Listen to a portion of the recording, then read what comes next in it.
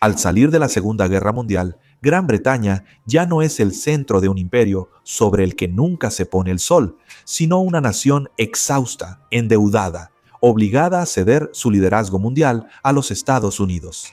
En pocos años, la ideología imperial que había moldeado la identidad británica se derrumba. La India, la joya de la corona, obtiene su independencia en 1947, seguida por una ola de descolonización que recorre África y Asia, hasta la devolución de Hong Kong en 1997. El antiguo imperio se convierte en una nación poscolonial que busca su lugar en un nuevo orden mundial. Dependiente económica y militarmente de los Estados Unidos, Gran Bretaña se aferra a su relación especial, esa alianza transatlántica que le permite seguir en el juego, pero a costa de una autonomía en gran medida sacrificada. Hoy, después del impacto del Brexit, el Reino Unido intenta reconectar con una grandeza pasada. Su estrategia privilegiada consiste en posicionarse como un puente esencial entre Washington y Bruselas, jugando un papel clave en las negociaciones diplomáticas y en la protección de los intereses occidentales. Pero este intento de renacimiento geopolítico sigue siendo frágil, marcado por la incertidumbre. ¿Qué queda realmente de la influencia británica y cómo pretende Londres mantener su posición en un contexto mundial en plena transformación? Eso es lo que vamos a ver hoy. Bienvenidos a Terra Bellum. Desde el final de la Segunda Guerra Mundial, el Reino Unido ha visto disminuir su influencia mundial. La crisis de Suez en 1956 simboliza este declive. Durante esta operación militar, llevada a cabo junto con Francia e Israel para recuperar el control del Canal de Suez, nacionalizado por Egipto, Gran Bretaña tuvo que retirarse ante la presión de Estados Unidos, que se negó a apoyar la operación y amenazó con sanciones económicas. Este episodio marca el fin de la hegemonía británica en Medio Oriente y confirma la transferencia del liderazgo occidental hacia Washington, iniciando una lenta erosión del poder británico. Los años 70 están marcados después por una rápida desindustrialización y profunda, tanto que la participación de la industria manufacturera en el PIB británico pasará del 25% en 1970 a aproximadamente 8.7% en 2015, un declive más rápido que el de Francia.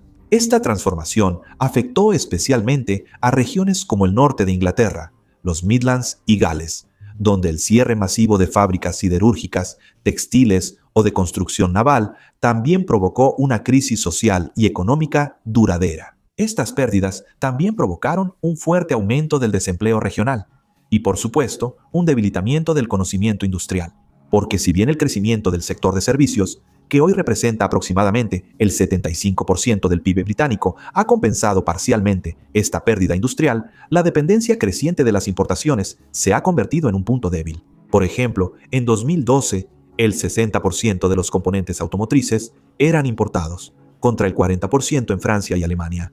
Por lo tanto, el país es particularmente vulnerable en un contexto internacional de crecientes rivalidades económicas y geopolíticas. El Brexit en 2020 tuvo consecuencias inmediatas y graves. Una caída inicial de 27.000 millones de libras en el comercio exterior y la pérdida de acceso a una mano de obra europea que era menos costosa, lo que no hizo más que acentuar las dificultades económicas del país. En 2025 se espera que la inflación siga siendo alta, alrededor de 2 a 2.4 en promedio, mientras que los intercambios con la Unión Europea continúan siendo frenados por los efectos del Brexit. La deuda pública alcanzó el 100% del PIB en agosto de 2024, un nivel que no se veía desde los años 60, recordando las dificultades económicas de la posguerra, cuando el país tuvo que solicitar la ayuda del Plan Marshall y depender en gran medida de Estados Unidos. Pero ante esta pérdida de influencia global y estos grandes desafíos económicos, el Reino Unido ha desplegado una estrategia. Es lo que se llama la política de seguronomía. Es decir, utilizar la política de seguridad, la defensa, la inteligencia y las alianzas para fortalecer la economía nacional y viceversa. Londres busca así retomar la lógica histórica de la talasocracia que ya hemos explicado muchas veces en el canal, que mezcla poder militar y comercial, talasocracia que antes era británica y hoy es estadounidense. Un ejemplo reciente es el papel activo del Reino Unido en los esfuerzos diplomáticos que buscan influir en la administración de Trump sobre la guerra en Ucrania, combinando cuestiones de seguridad y económicas. Para lograr esta seguronomía, el Reino Unido debe mejorar su situación económica. Por eso, su estrategia post-Brexit se basa en un enfoque doble: reforzar sus intercambios comerciales, especialmente con Estados Unidos y los países de la Commonwealth, al mismo tiempo que actúa como un puente entre Washington y Bruselas. Esta estrategia es coherente geográfica e históricamente, pero es compleja. La Unión Europea sigue siendo, de lejos, el principal socio comercial del Reino Unido, con aproximadamente el 40% de sus intercambios totales. Estados Unidos, por su parte, es el segundo socio, con aproximadamente el 16% de los intercambios totales. En cambio, los intercambios con la Commonwealth son aproximadamente 5 veces menores que los que se tienen con la Unión Europea. Las relaciones económicas con países como la India, Australia, Canadá o Nueva Zelanda se ven frenadas por su propia orientación económica y geográfica. Australia y Nueva Zelanda están más orientadas hacia Asia y el Pacífico, mientras que la India sigue siendo cautelosa respecto a acuerdos comerciales estrechos con Londres por razones históricas. Solo Canadá podría convertirse en un socio más importante, especialmente si las tensiones económicas con Estados Unidos se intensifican. Por supuesto, eso no impide que Londres firme varios acuerdos de asociación económica y de defensa con estos países y apoye iniciativas como por ejemplo la Zona de Libre Comercio Continental Africana, aunque esta última sigue estando poco desarrollada. El Reino Unido incluso contempla la creación de un mercado común intra-Commonwealth de aquí a 2030 o 2035, pero eso sigue siendo solo un proyecto. Esta estrategia de seguronomía, aunque resulta intrigante, sigue dependiendo de un factor esencial: la competitividad económica. Ahora bien, en un mundo donde los márgenes se reducen y los circuitos de financiamiento se vuelven más complejos, los empresarios británicos, al igual que sus homólogos europeos, deben poder apoyarse en herramientas confiables, simples y eficientes. Aquí es donde entra en juego Revolut Business. Ya sea que seas una pyme, una startup o un trabajador independiente, Revolut Business te ofrece una gestión completa de tus finanzas profesionales. Además, una aplicación única, fluida y pensada para los ritmos exigentes de la economía actual. La apertura de una cuenta se realiza en pocos minutos, completamente en línea y sin papeleo. Desde el registro, todo está a tu disposición: transferencias internacionales simplificadas, IBAN dedicado, datos SWIFT y BIC, más de 25 divisas disponibles a tasas interbancarias y un sistema de tarjetas físicas y virtuales, hasta 200 gratuitas para asignar a tu equipo. También puedes aceptar pagos en línea o en persona, mientras mantienes el control total de tus flujos gracias a una contabilidad integrada, funciones de automatización y herramientas precisas de seguimiento de gastos. Revolut Business te permite así ahorrar tiempo, reducir los gastos bancarios y gestionar de manera eficiente tus operaciones, tanto locales como internacionales. Más de 20,000 empresas se suman cada mes. Y lo mejor de todo, al usar el enlace en la descripción, recibes 20 euros de regalo al abrir tu cuenta. Una buena manera de tomar ventaja desde el principio sin esperar. Para decirlo simplemente, el Reino Unido debe asumir su posición geográfica como isla cercana al continente europeo, lo que en realidad lo obliga a mantener lazos estrechos con Europa, a pesar de su salida de la Unión Europea. Históricamente, Londres siempre ha dependido de alianzas en el continente para proteger sus rutas comerciales y sus intereses estratégicos, en particular para evitar que una potencia europea continental se imponga y ponga en cuestión su dominio marítimo y comercial, principalmente frente a Francia, Alemania y Rusia. Hoy en día, el Reino Unido sigue estando muy presente en la política europea y mantiene su estatus de socio de la Unión, especialmente en el ámbito de la seguridad. En una tradición victoriana que recuerda a la Guerra de Crimea, la cooperación militar entre Londres y Bruselas se ha fortalecido en el contexto ucraniano. En el ámbito militar, la base británica de Akrotiri, en Chipre, ilustra esta orientación estratégica, ya que ofrece un punto de despliegue rápido hacia el Mar Negro. Por otra parte, el Reino Unido también está muy activo en los estados bálticos, donde apoya la disuasión contra Rusia. En 2024, Londres reforzó su presencia firmando un pacto militar con Estonia y uniéndose al programa europeo Diamond, que tiene como objetivo mejorar los sistemas de defensa aérea y antimisiles en toda Europa. Además, Londres también dirige la Fuerza Expedicionaria Conjunta, que agrupa a varios países europeos y colabora estrechamente con Francia, Alemania, Italia y otros estados en programas de armamento conjuntos. Esta implicación es aún más crucial porque Washington, bajo ciertas administraciones, a veces ha puesto en duda su compromiso militar en Europa, dejando un espacio que Londres siempre busca llenar. Por último, estos compromisos europeos también permiten a Londres mantener su influencia diplomática en Europa, en un contexto marcado por tensiones internas, especialmente en Escocia e Irlanda del Norte, donde la cohesión del Reino Unido se pone a prueba regularmente. Sin embargo, la estrategia de seguridad británica en Europa enfrenta varias limitaciones, tanto en el ámbito militar como diplomático, con una brecha entre sus ambiciones estratégicas y sus medios reales. El ejército británico, cuyos efectivos regulares deberían reducirse a 73.000 soldados, para 2025 alcanza un nivel históricamente bajo, debilitando su capacidad para llevar a cabo operaciones prolongadas o múltiples. Esta tendencia a la baja viene acompañada de una crisis aguda de reclutamiento que también afecta a la Marina Real y a la Fuerza Aérea Real.